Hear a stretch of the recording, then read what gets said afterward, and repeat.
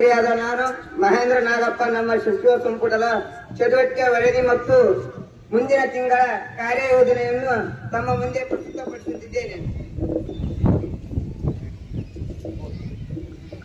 ಶಾಲಾ ಆವರಣದಲ್ಲಿ ಮತ್ತು ತರಗತಿ ಕೋಣೆಯಲ್ಲಿ ವೇಸ್ಟ್ ಪೇಪರ್, ಪ್ಲಾಸ್ಟಿಕ್, ಕುರ್ಕುರೆ ಪ್ಯಾಕೆಟ್ಗಳನ್ನು ಬಿಸಾಡದಂತೆ ಮತ್ತು ಊಟದ ಸಮಯದಲ್ಲಿ ಮೊಟ್ಟೆಯ ಸಿಪ್ಪೆ, ಬಾಳೆಹಣ್ಣಿನ ಸಿಪ್ಪೆಯನ್ನು ಹೂವಿನ ಕುಂಡದಲ್ಲಿ ಚಾಪೆಯ ಮೇಲೆ ಬಿಸಾಡದಂತೆ ಎಲ್ಲಾ ಸಹಪಾಠಿಗಳಿಗೆ ಎಚ್ಚರ ವಹಿಸುವಂತೆ ನೈರ್ಮಲ್ಯ ಸಚಿವರಾದ ಕುಮಾರಿ ರಿಕ್ಷಾ ಶ್ರೀಮಂತರವರು ತಿಳಿಸಿದ್ದಾರೆ.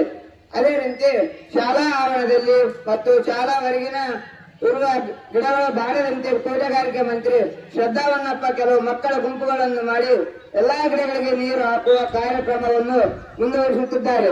ಹಾಗೆಯೇ 10ನೇ ತರಗತಿ ವಿದ್ಯಾರ್ಥಿಗಳು ಶಾಲೆಯ ಅಲ್ಪ ವಿರಾಮ ಮತ್ತು ದೀರ್ಘ ವಿರಾಮ ಸಮಯದಲ್ಲಿ ಗುಂಪಾಗಿ ಬೇರೆ ಶಾಲೆಯ ವಿದ್ಯಾರ್ಥಿಗಳೊಂದಿಗೆ ಜಗಳ ಆಡುವುದು ಕಂಡು ಬಂದಿದ್ದು, ಇನ್ನು ಮುಂದೆ ಈಗಾಗಲಂತೆ ರಕ್ಷಣಾ ಮಂತ್ರಿ ಕುಮಾರ್ ಕರಣ್ ಶೇಖಪ್ಪ ಅವರು ತಮ್ಮ ಸಹಪಾಠಿಗಳಿಗೆ ತಿಳಿಯಲಿದ್ದಾರೆ.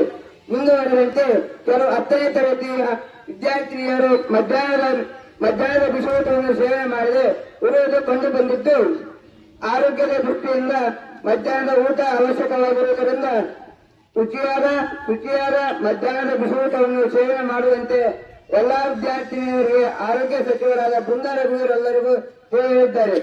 ಮುಂದಿನ ತಿಂಗಳ ಯೋಜನೆಗಳು: ಎಫ್ಎ2ಗೆ ಹೆಚ್ಚಿನ ಅಭ್ಯಾಸವನ್ನು ಮಾಡುವುದು, ಎಲ್ಲಾ ವಿಷಯದ ಚಟುವಟಿಕೆಗಳನ್ನು ತಿಂಗಳ ಪೂರ್ಣಗೊಳಿಸುವುದು, ಶಾಲೆಯ ಸುತ್ತನ್ನು ಕಾಪಾಡುವುದು ಮತ್ತು ಎಲ್ಲಾ ವಿದ್ಯಾರ್ಥಿಗಳು ಸಮಯ ಪಾಲನೆ, ಶಿಸ್ತು, ಗೌರವ ಹಾಗೂ ಸಹಬಾಳ್ವೆಯಂತಹ ಮೌಲ್ಯವನ್ನು ಬೆಳೆಸಿಕೊಳ್ಳುವುದು ಇದು ಮುಂದಿನ ತಿಂಗಳ ಯೋಜನೆಯಾಗಿದೆ. ಧನ್ಯವಾದಗಳು.